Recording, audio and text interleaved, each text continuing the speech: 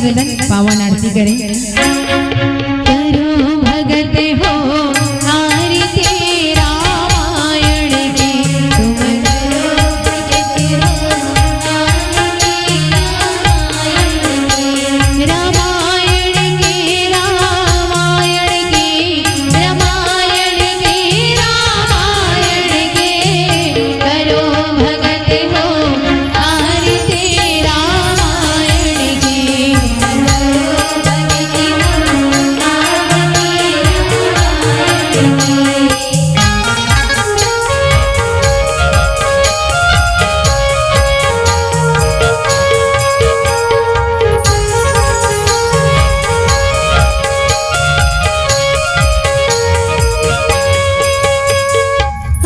आरती श्री रामायण जी,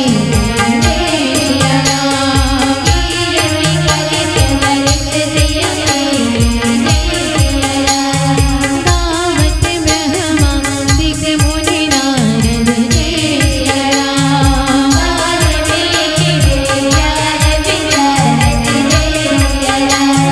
सुदर्शन काली शेष अनुशारद, जय राम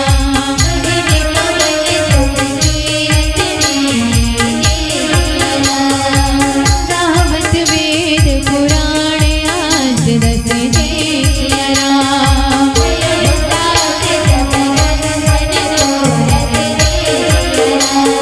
मुनि जन धन संतन को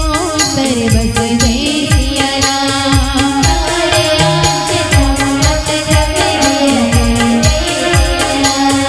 गावत संतत शंभु भवानी, जय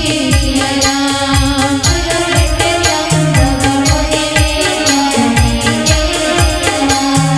व्यास आदि कवि वर्ग बखानी, जय राम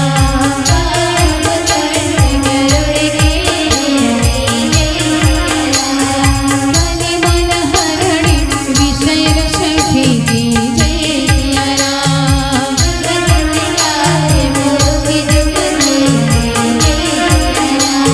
सन निरोग भव मोरि अमी की, जय राम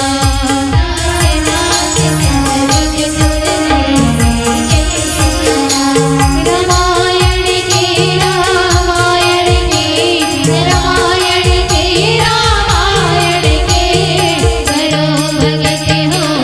आरती रामायण की, करो भगत हो आरती रामायण की।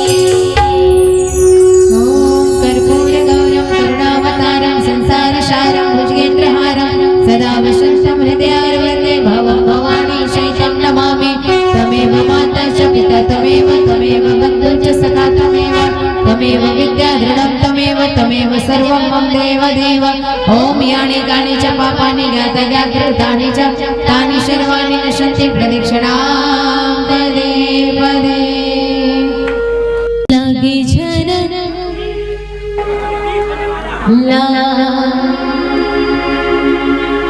लागे झरन का करो नजरिया, लागे झरन का करो नजरिया, मोरे रानी बेटी लागे झरन का करो नजरिया, मोरे हीरा बेटे लागे झरन का करो नजरिया, लागे झरन का करो नजरिया, लागे झरन का करो नजरिया, मोरे हीरा बेटे लागे झरन का करो नजरिया, मोरे रानी बेटे लागे झरन का करो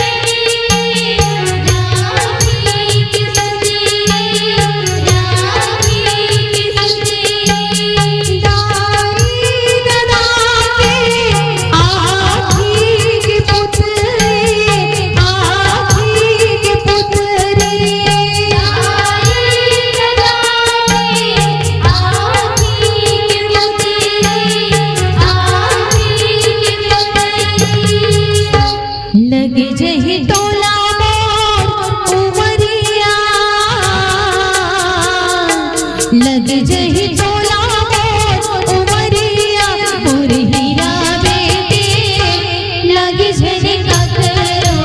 नजरिया मोर रानी बेटे लागी झटका करो नजरिया लागे झटका करो नजरिया लागे झटका करो नजरिया मोर हीरा बेटे लागे झटका करो नजरिया